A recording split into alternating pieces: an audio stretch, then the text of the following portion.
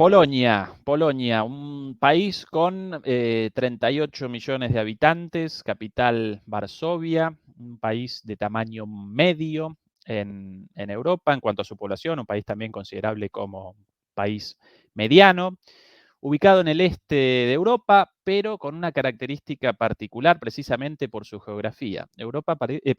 Polonia parece como un país tapón, como un estado tapón, de alguna manera como el jamón del sándwich. ¿Por qué esto del jamón del sándwich? Porque aparece entre dos e incluso históricamente tres grandes poderes. De hecho, desde finales de 1700, desde finales del siglo XVIII, la nación polaca, el pueblo polaco, carece de un Estado, Polonia, un país propio como hoy. ¿Por qué? Porque aparece entre tres grandes poderes. Por un lado, a su izquierda, al oeste, el Imperio Alemán, a la derecha, hacia el este, el Imperio Ruso, antes de la Unión Soviética, el Imperio de los Zares, y hacia el sur, el Imperio Austrohúngaro, y por ende Polonia aparece siempre en disputa, los territorios aparecen siempre en poder de estas grandes potencias en disputa por los territorios polacos. Y así durante más de 100 años, hasta que la Primera Guerra Mundial, el final de la Primera Guerra Mundial, de repente determina la posibilidad de aparición, de establecimiento de un Estado nacional polaco. ¿Por qué? Bueno, básicamente porque dos de los grandes imperios participando en esa Primera Guerra Mundial aparecen derrotados. ¿Quiénes aparecen entre los derrotados? El Imperio Alemán y el Imperio Austrohúngaro. Rusia no aparece derrotada y de hecho participaba en la alianza de poderes a la postre ganadora de la guerra mundial, pero antes del final de la guerra abandona la guerra, entonces Rusia no aparece ni entre los ganadores ni entre los perdedores, pero los otros dos poderes ocupando Polonia a lo largo de la historia, sí, entonces la negociación posterior al final de la Primera Guerra Mundial entre las potencias ganadoras, entre Alemania, entre Gran Bretaña, Francia e Italia, determina que, bueno, a partir de ahora sí vamos a establecer un estado polaco, al cual llaman Segunda República de Polonia, aunque en realidad representa el primer Estado nacional moderno de Polonia. Llaman Segunda República de Polonia este Estado porque recuerdan como Primera República a un reinado en los años 1500, 1600, pero sin ninguna relevancia al día de hoy. Bueno, pero este primer Estado polaco presenta una vida muy corta, desde finales de la Primera Guerra Mundial, 1918, hasta principios de la Segunda Guerra Mundial. ¿Por qué? ¿Por qué?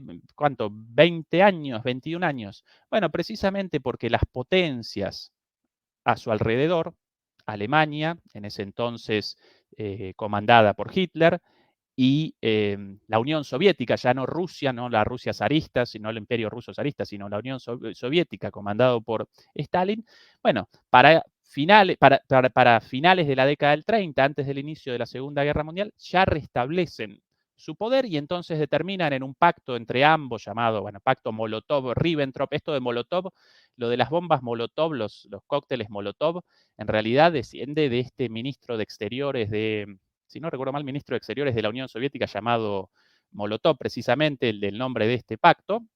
Bueno, entonces determinan ahí, una vez más, la división, la repartición de Polonia entre ambos, y así comienza la Segunda Guerra Mundial con el ataque alemán por izquierda, por occidente, hacia Polonia. Eso determina el inicio de la Segunda Guerra Mundial. Del otro lado, lo mismo la Unión Soviética, y así ese pequeño primer país, ese primer pequeño Estado nacional polaco desaparece muy rápidamente. Los polacos siempre recuerdan indignados la traición de Inglaterra y de Francia de no haberlos ayudado en la defensa contra estos ataques más allá de la declaración de guerra. Pero bueno, Polonia otra vez tomada por los grandes poderes a su alrededor hasta el final de la Segunda Guerra Mundial.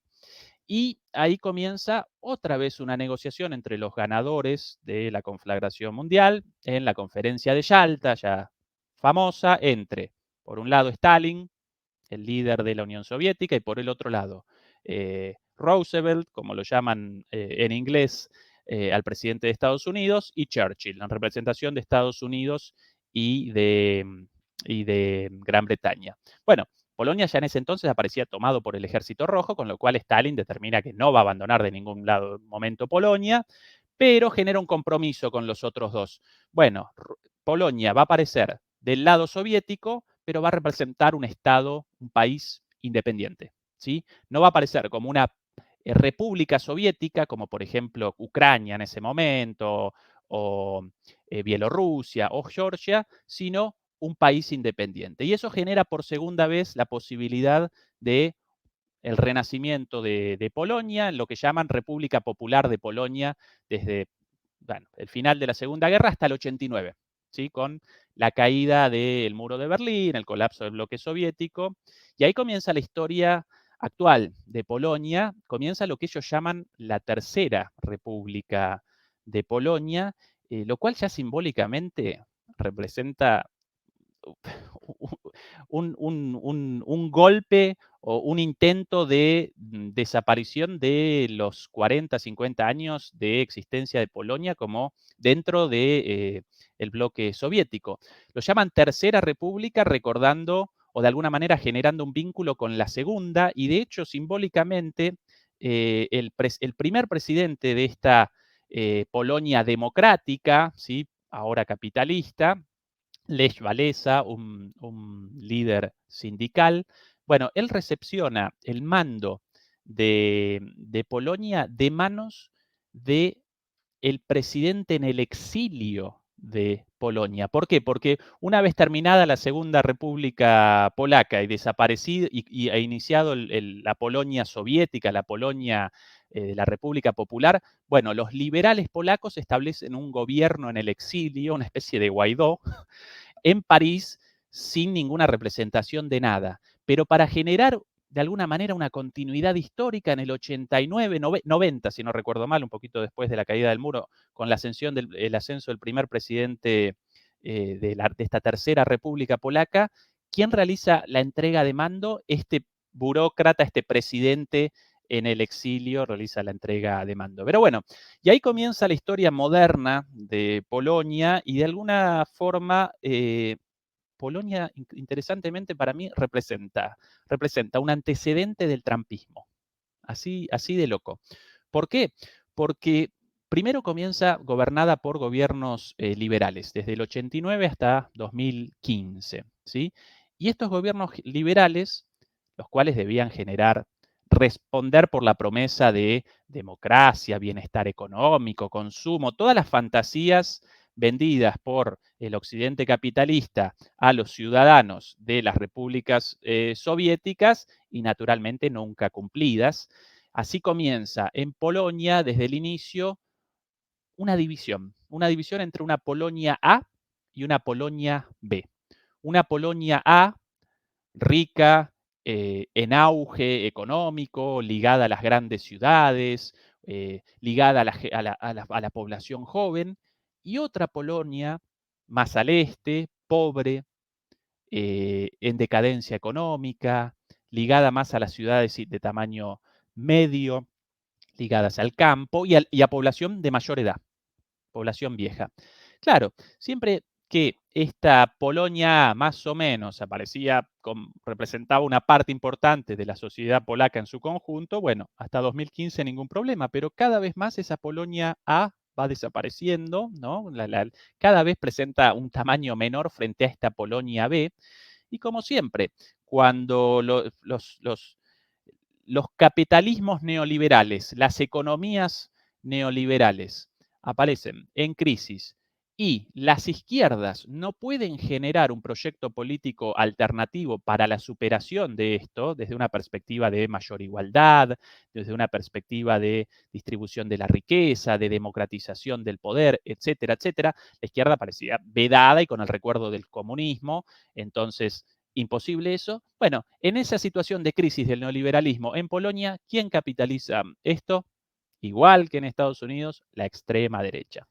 Y así, en 2015, la extrema derecha por primera vez conquista el poder y comienza con un giro hacia la derecha. ¿Qué características presenta esta nueva extrema derecha del partido em, Democracia y Justicia? Es el nombre del partido, si no recuerdo mal, del partido del presidente Duda, el presidente actual.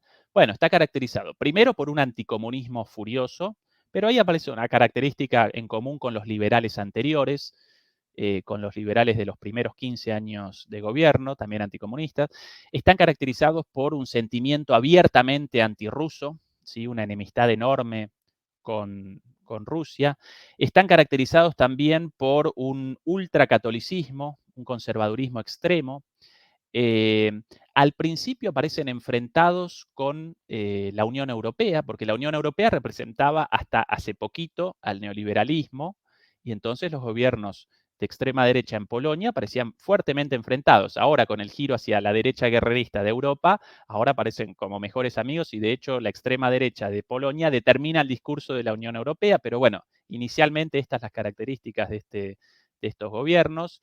Eh, y bueno, así concretamente van cercenando muchísimos de los derechos. Por ejemplo, determinan la desaparición del derecho a la interrupción del embarazo, legal, obviamente en la Polonia soviética todo el tiempo, y en los primeros años de la Polonia después del 89 también. Comienzan una reescritura de la historia, determinan que cualquier referencia de un comunicador, un periodista, a los campos de concentración existentes durante la Segunda Guerra Mundial en Polonia con colaboracionistas polacos para el exterminio de los judíos, la sola mención del colaboracionismo polaco puede generar la cárcel a partir de un proyecto impulsado por el partido de extrema derecha de, de Duda.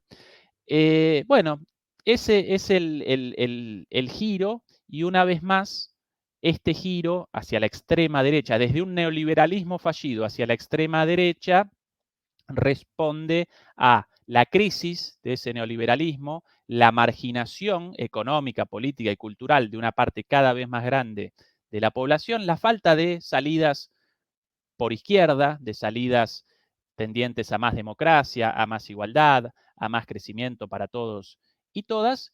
¿Y quién capitaliza esto? Lo capitaliza la extrema derecha.